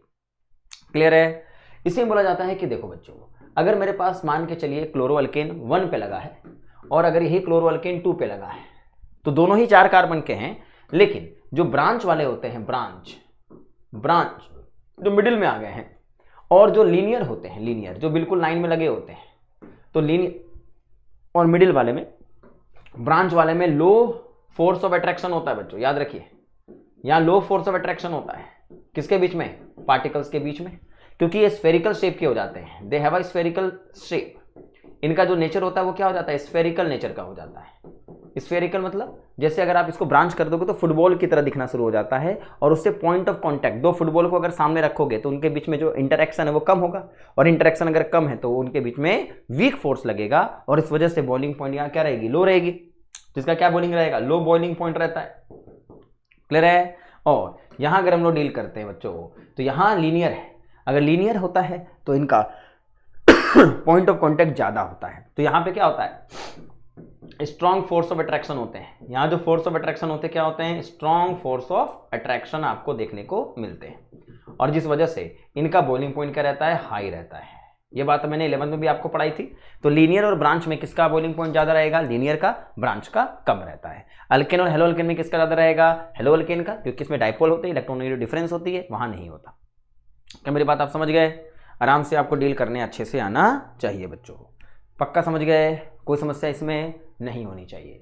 तो ये मैंने आपको फिजिकल प्रॉपर्टीज को डील करा दिया है, थोड़ा ध्यान में रखिएगा। हाँ, एक और फिजिकल प्रॉपर्टी होती है बच्चों, जैसे मेल्टिंग पॉइंट के बारे में चर्चा की जाती है। मेल्टिंग पॉइंट के बारे में अगर हम लोग डील करते हैं तो मेल्टिंग पॉइंट का मतलब क्या होता है कि अगर मेरे पास कोई पार्टिकल है, अगर उसके सॉलिड फॉर्म एग्जिस्ट करते हैं तो उनको मेल्ट करना पड़ता है। तो मेल्ट करने का मतलब होता है कि यहाँ पे हमारे सामने मेल्टिंग पॉइंट मतलब कि अगर मुझसे कोई पूछे कि पैरा क्लोरो डाइक्लोरो का और ऑर्थो डाइक्लोरो का, सुनिएगा कंपैरिजन इसका दे सकता है, इसका मेल्टिंग पॉइंट काफी ज्यादा हाई रहता है, they have a high melting point. इनको हीट करके गलाने में आपको टाइम ज्यादा लगेगा, मेल्ट करने में ज्यादा टाइम लगेगा, ड्यू टू आप कहते हैं बच्चों, due to strong packaging, strong crystal lattice packaging. ये सॉलिड स्टेट का पार्ट है, तो आपको समझना होगा कि जो क्रिस्टल लैटिस का जो पैकेजिंग है वो स्ट्रांग होता है। ये बहुत अच्छे से एक दूसरे के साथ 2 पार्टिकल ज्वाइंट हो जाते हैं, सिमेट्रिकल स्ट्रक्चर है, they have a symmetrical structure. इसका सिमेट्रिकल स्ट्रक्चर होता है बच्चों, दे हैव अ सिमेट्रिकल स्ट्रक्चर। तो आपसे एग्जाम में पूछ सकता है कि भैया इसका जो मेल्टिंग पॉइंट है वो ज्यादा होता है, क्यों? क्योंकि इसका सिमेट्रिकल स्ट्रक्चर होता है, तो अच्छे से पैक्ड हो जाते हैं ये अपने क्रिस्टल लैटिस में। जो इसका सॉलिड का जो पूरा फ्रेमवर्क होता है इसमें ये बहुत अच्छे से पैक हो जाते हैं। पैक्ड होने की वजह से इनका फोर्स ऑफ अट्रैक्शन ज्यादा होता है, इस वजह से इनका मेल्टिंग पॉइंट काफी ज्यादा होता है बच्चों। ठीक है, तो ये मैंने आप सभी को डिस्कस कर दिया है फिजिकल प्रॉपर्टीज, और आप सभी को अपने एनसीईआरटी में जाना है और कुछ इंपॉर्टेंट जो हेलो अल्केन्स के मॉलिक्यूल्स हैं जिनका नाम मैं यहाँ लिख देता हूँ, इन सब को आप सभी को थोड़ा सा देख लेना है, खुद से थोड़ा थोड़ा पढ़ लेना है। जैसे डाइक्लोरोमीथेन, DCM लिखा होगा, डाइक्लोरोमीथेन, ट्राइक्लोरोमीथेन जिसको क्लोरोफॉर्म कहते हैं, ये सब एनसीईआरटी में दिए गए हैं, इसका डेफिनेशन देख लेना। आइडोफॉर्म का इस्तेमाल क्या क्या होता है ये आपको थोड़ा पढ़ना है।